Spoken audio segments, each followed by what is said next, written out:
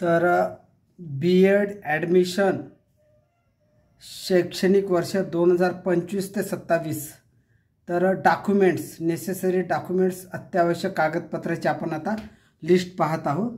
तर पहिल्यांदा लागतो तो CET स्कोअर कार्ड, म्हणजे तुम्हाला CETमध्ये जे मार्क मिळाले त्याचं आणि CETचं अप्लिकेशन, तुम्ही जे अप्लिकेशन वगैरे करता ना ते, आणि कॅप अप्लिकेशन जे कॅप राऊंडसाठी तुम्ही फॉर्म भरता तो, आणि ऑप्शन फॉर्म, ऑप्शन म्हणजे तुम्ही ज्या ज्या महाविद्यालयाची नावं वगैरे लिहिलेली असतात ते, आणि त्यानंतर ग्रॅज्युएशन मार्कशीट, आणि ज्यांचं पोस्ट ग्रॅज्युएशन झालेलं असेल त्यांचं पोस्ट ग्रॅज्युएशन मार्कशीट, आणि HSC आणि SSCची मार्कशीटसुद्धा आवश्यक आहे.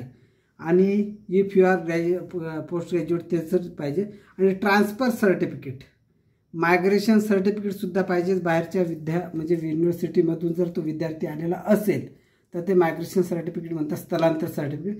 आणि नेम चेंज, मुलीच्या बाबतीत होते असं, लग्नानंतर नेम चेंज वगैरे होत असते, त्या बाबतीत जर तसं काही असेल तर नेम चेंज सर्टिफिकेटसुद्धा त्या संबंधित स्टुडंटला पाहिजे. आणि मॅरेज सर्टिफिकेट ते ॲफिडेविट पाहिजे. आणि गॅप्स, जर त्या विद्यार्थ्याचा गॅप असेल गॅप सर्टिफिकेट.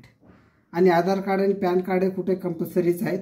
आणि बर्थ सर्टिफिकेट म्हणजे ज्याला डोमेसाईल असं सुद्धा म्हणतो ते पाहिजे. आणि लिव्हिंग सर्टिफिकेट ज्याला TC म्हणतो आपण, बर्थ सर्टिफिकेट आणि पासपोर्ट तर हे आवश्यक असतातच कुठेही.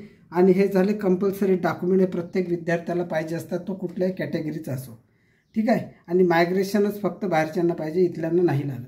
आणि मग जे रिझर्वेशन कोट्यातून विद्यार्थी असतात त्यांच्यासाठी रिझर्वेशन सर्टिफिकेट आहेत. कास्ट सर्टिफिकेट पाहिजे ज्या कास्टचं असेल ते, आणि कास्ट व्हॅलिडिटी.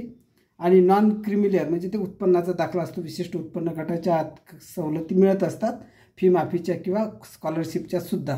आणि जर संबंधित स्टुडंट EWS कोट्यातून जर असेल तर त्यांचं EWS सर्टिफिकेट त्यांना पाहिजे असते, EWS सर्टिफिकेट पाहिजे. आणि मायनॉरिटीमधून जर असेल तर मायनॉरिटी सर्टिफिकेट पाहिजे. आणि अदर ज्या ज्या रिझर्वेशनमधून ते लागणार असतात त्या रिझर्वेशनचे सर्टिफिकेट त्यांनी घेऊन यावेत.